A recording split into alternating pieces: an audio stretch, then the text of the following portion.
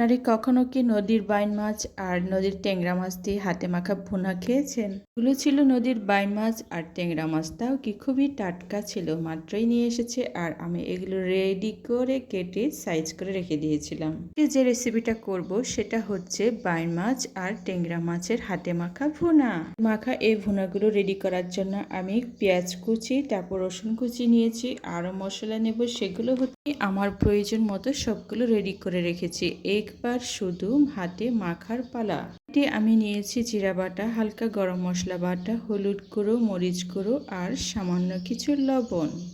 এগুলো আমি আমার তরকারির জন্য প্রয়োজন মতো সবকিছু রেডি করে রেখেছি। হাতে মাখার পূর্বে আমি সবগুলো একটা বাটিতে রেডি করে রেখে দিয়েছি। এবার আমি একটা কড়াই নিলাম, কড়াইটাতে আমি ভালো করে আমার ইনগ্রিডিয়েন্টসগুলো মিক্স করে নেব। এগুলো মিক্স করব, সেগুলোতে আমি আগেই দেখিয়ে নিয়েছি কি আমি রেডি করে রেখেছি। পেঁয়াজটা সবগুলোই নিয়ে নিচ্ছি, কারণ সবগুলোই তো আমি মাছের জন্য রেডি করেছি। পেঁয়াজগুলোর সাথে মিশিয়ে নিব আমার রেখে দেওয়া হলুদ, মরিচ গুঁড়ো আর মশলা গুঁড়োগুলো। তবে চমৎকার হাতে মাখা তৈরি হবে আজকের রেসিপিতে আমার বাইন মাছ আর ট্যাংরা মাছের। বাটিতে সাজিয়ে রাখা যতগুলো হলুদ গুঁড়ো আর মরিচ গুঁড়ো ছিল সবগুলোই আমি ঢেলে দিলাম কড়াইয়ের মধ্যে। এগুলো এখন আমি হাতে চটকে নেব ভালো করে।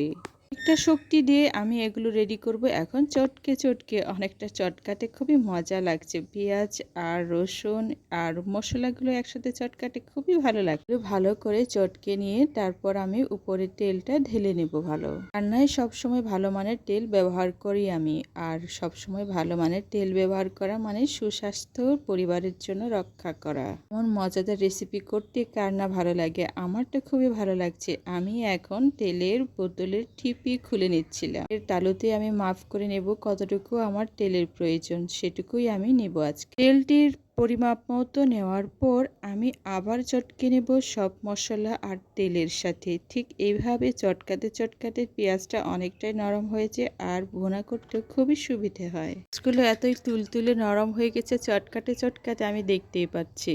চটকি রান্না করার মজাই আলাদা, টেস্টি অন্যরকম। যে মধ্যে টাটকা মাছ পেলে আমি ঠিক এইভাবেই রান্না করি আমার পরিবারের সদস্যদের জন্য। টাটকা মাছের টেস্ট সবসময় অনেক টেস্টিফুল হয়। রাখা মাছের টুকরোগুলো এবার আমি চটকে রাখা পেঁয়াজ মশলার সাথে মিক্স করে নেব। আমি তো বলেই নিয়েছি আমি কি ধরনের মাছ নিয়েছি আজকে। মাছের পরিমাণটা ছোট্ট পরিবারের জন্য যথেষ্ট। মাছগুলোর সাথে ভালো করে পেঁয়াজটা আমি ঘুরিয়ে খুবই চটকে নিচ্ছি।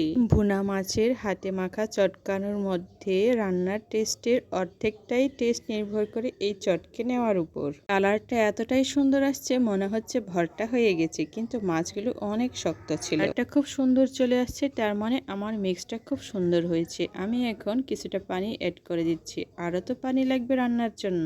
কিছু চটকে মাখিয়ে নেওয়ার পর এইবার আমি প্রয়োজন মতো পানি অ্যাড করব রান্নায়। কিছু আমার তেল মশলা ছিল সেটা আমি ভালো করে মিক্স করে নিলাম। এটাতে আবার কিছু মনে করবেন না যেন। আমি তো ভালো করে হাত ধুয়ে পরিষ্কার করে চটকে নিয়েছি, আর চটকে থাকা মশলাগুলো আমি রান্নায় ব্যবহার করেছি, তাই না? লই দেওয়ার পর পেঁয়াজগুলো আমার মাছের সাথে মিশে যাচ্ছে। এইভাবে হচ্ছাটার হাতে মাখা তৈরি রেসিপিটা।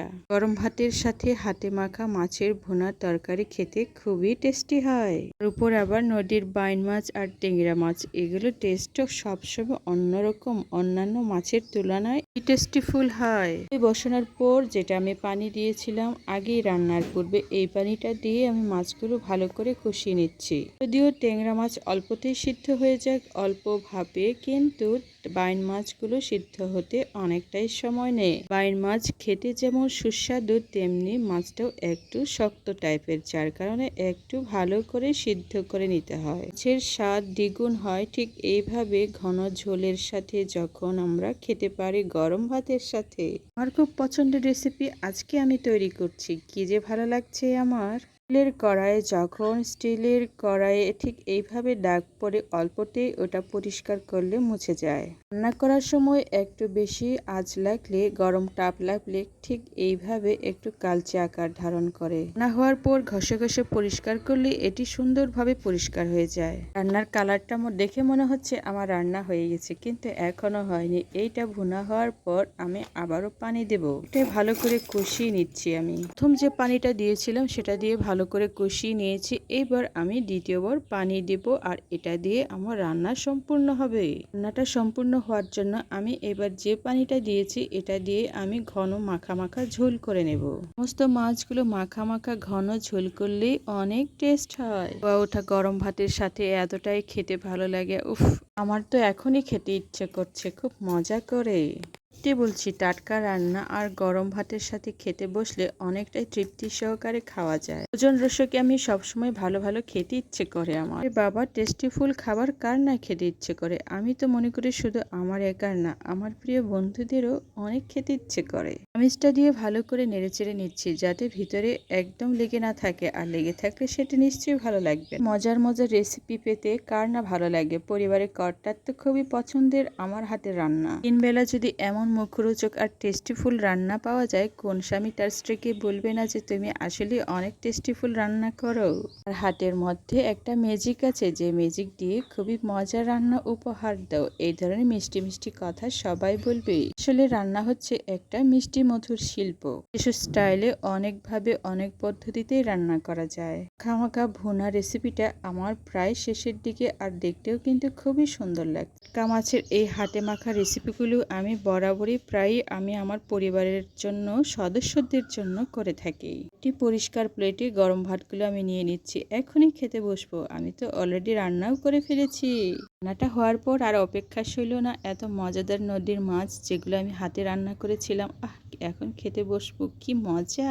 আর এই হাতে মাখা রেসিপিটা আপনার যদি ভালো লাগে থাকে, তাহলে এমন সুন্দর সুন্দর রেসিপি পাওয়ার জন্য অবশ্যই সাবস্ক্রাইব দিয়ে রাখতে পারেন। পরবর্তীতে এমন অনেক সুন্দর সুন্দর হাতে মাখা রেসিপি আমি আমার বন্ধুদের জন্য অবশ্যই শেয়ার করব।